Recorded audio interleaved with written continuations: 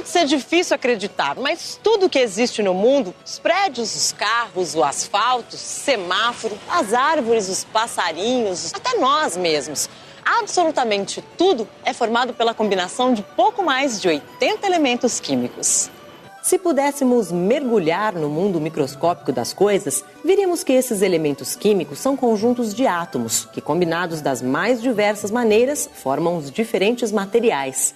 Atualmente, além dos 82 elementos químicos naturais conhecidos, existem mais 31 sintéticos, isto é, criados artificialmente.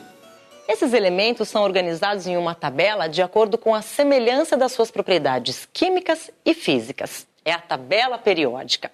Uma tabela que não é para decorar, é para a gente entender como funciona e saber tirar dela as informações necessárias. Na tabela periódica, nós organizamos os diferentes elementos químicos segundo as suas propriedades físicas e químicas por afinidade. Ela organiza essas informações. Portanto, a tabela periódica é uma porta que conecta o mundo das coisas que nós vemos, das propriedades físicas e químicas, com o mundo conceitual e invisível dos átomos, dos tipos de átomos. Aqui nós temos o elemento químico estanho na forma de um metal, na forma dele puro. Eu só tenho, essencialmente, átomos de estanho. E isso está relacionado com um tipo de átomo, que é o elemento químico estanho. Os elementos foram sendo descobertos aos poucos e organizados nessa tabela. Então, cada célula, cada quadradinho da tabela, traz uma série de informações importantes sobre o elemento químico. No centro da célula, nós observamos o símbolo do elemento químico. No caso do estanho, SN. Nossa, por que duas letras? Não é porque não só S. Não pode haver dois símbolos iguais. E nós já temos o elemento químico com o símbolo S, que é o enxofre, que está aqui na tabela, olha só. Então eu tenho o símbolo do elemento químico, que é universal. E abaixo está escrito o nome do elemento químico na língua que a tabela for traduzida. No nosso caso, então, estanho. O que significam esses números que tem para cada elemento químico na tabela? O primeiro desses números, que é o número mais importante, é o número atômico. E ele fica no lado esquerdo do elemento químico, um pouco abaixo. O número atômico define o número de prótons do átomo do elemento químico. Isso quer dizer que os átomos do elemento químico estanho possuem 50 prótons em seu núcleo. Outro número importante que está colocado para cada elemento químico é a massa atômica. A massa atômica fica também à esquerda do símbolo do elemento químico, um pouco mais acima. A massa atômica está relacionada ao número de nêutrons e ao número de prótons no núcleo dos átomos. Essa massa atômica é uma medida relativa ao múltiplo do átomo de hidrogênio. O átomo de hidrogênio é o elemento químico mais leve e nós dizemos que a massa atômica do hidrogênio é 1. Então, isso quer dizer que a massa atômica do átomo de estanho é 118 vezes a massa do hidrogênio. É um átomo mais pesado, é um átomo maior. Guilherme, e o sal? Aonde ele está na tabela? Bem, o sal é uma das 65 milhões de substâncias conhecidas pelos químicos. Já imaginou se eu tivesse um quadradinho dessa tabela para cada substância? Eu teria 65 milhões e esse número crescendo todos os dias. No entanto, eu consigo com esses 114 elementos químicos representar todas essas 65 milhões de substâncias. O sal é formado por dois elementos químicos.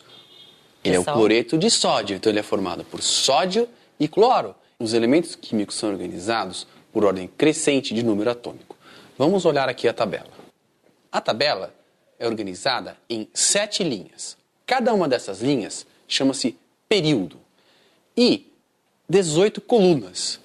As colunas da tabela periódica são chamadas grupos ou famílias. Agora, Guilherme, eu estou reparando aqui que tem cores diferentes na tabela. O que significam essas cores? Nós temos um grande grupo aqui que corresponde à maior parte dos elementos químicos, que são os metais.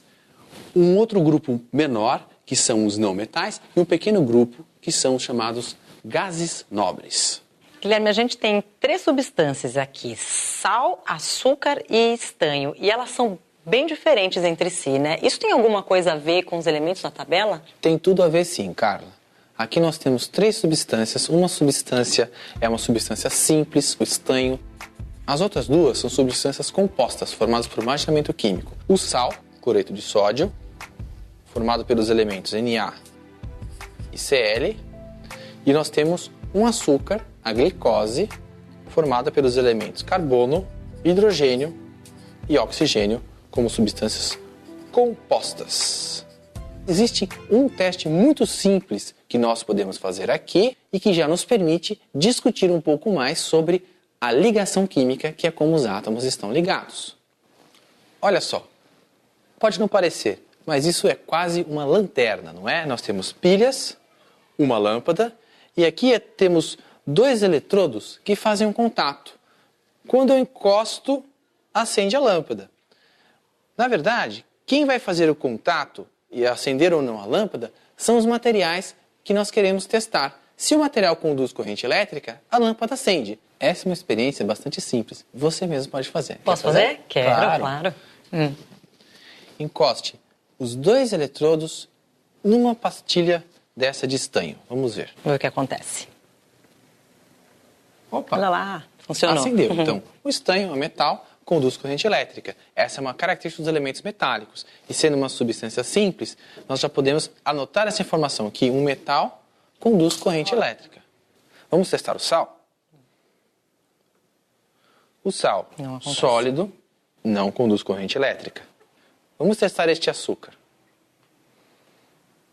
Este açúcar sólido não conduz corrente elétrica. Os metais no estado sólido conduzem corrente elétrica.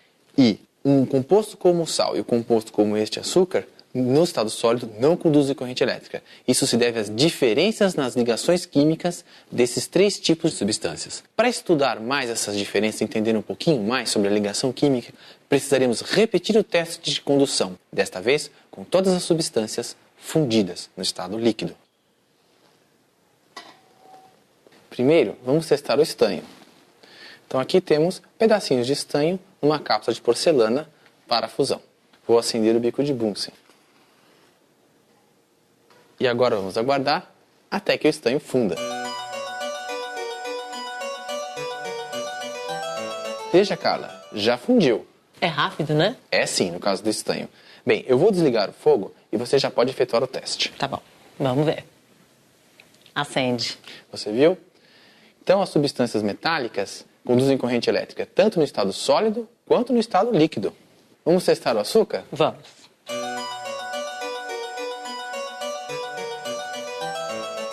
Veja, Carla, fundiu bem rápido. E o açúcar, quando funde, sofre uma decomposição. Você pode fazer a medida agora. Parece que o açúcar não conduz corrente elétrica, nem sólido, nem líquido, não é mesmo? Verdade. Agora, vamos fazer o teste com o sal. O sal vai demorar mais para fundir, porque a temperatura de fusão do sal é 800 graus Celsius. Agora vamos fazer o teste. Só que, Carla, esse teste eu vou fazer, porque aqui estamos trabalhando a 800 graus, tá bem? Tá bom. Vamos ver se o sal, no estado líquido, conduz corrente elétrica. Veja só. Conduz. Então o sal não conduz no estado sólido, mas conduz no estado líquido. Quando nós fizemos o teste de condução de corrente elétrica no estado sólido, este açúcar não conduziu corrente elétrica. O sal também não conduziu corrente elétrica. E o estanho conduziu corrente elétrica. Quando nós fizemos o teste de condução de corrente elétrica com as substâncias no estado líquido, este açúcar não conduziu corrente elétrica no líquido também.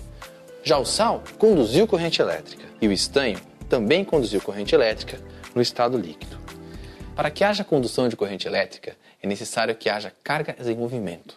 Então, o tipo de ligação química determina se existem cargas no material e se essas cargas podem se movimentar. No caso do estanho, temos uma ligação química do tipo metálica. Na ligação metálica, os átomos estão próximos uns aos outros, mas eles compartilham uma eletrosfera por todo o material. Há possibilidade de movimentação de cargas, tanto na substância sólida quanto na substância líquida. Por isso, o metal estanho conduz corrente elétrica no estado sólido e no estado líquido. Vamos pegar agora o outro caso deste açúcar, que é formado apenas por não metais. Não conduz corrente elétrica nem no estado sólido, nem no estado líquido. No estado sólido, poderíamos dizer, bem, a ligação química é tal que há cargas, mas não há como as cargas se movimentarem, por isso não conduz. Mas ele não conduz mesmo no estado líquido, indicando que as partículas que compõem as substâncias formadas por não metais não são partículas carregadas. Trata-se de uma ligação química chamada covalente. Já no caso do sal, nós observamos que ele não conduz no estado sólido, mas conduz no estado líquido. Quer dizer que ele é composto por partículas carregadas. De fato, ele é composto por íons.